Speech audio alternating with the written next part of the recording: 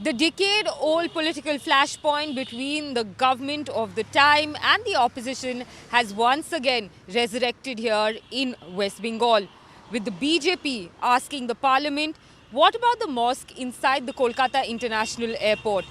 This is the Bakra Masjid here in Kolkata, which lies 300 meters into the secondary runway of the Kolkata International Airport.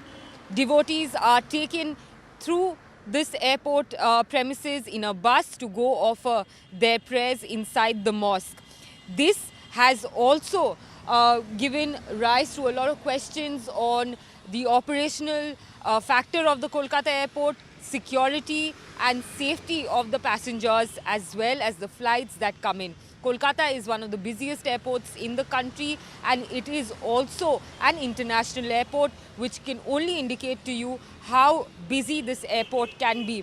Now, a secondary runway is usually used when the primary runway is closed for maintenance work or during emergencies.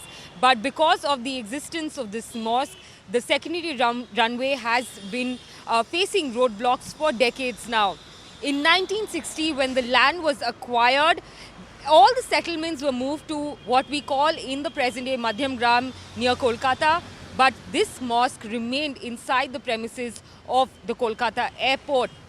Now, only time will tell whether the mosque authorities and the airport authority of India, under whose jurisdiction this land comes now, can resolve this issue anytime soon, as the flights increase in number and safety security norms tighten across airports in the country.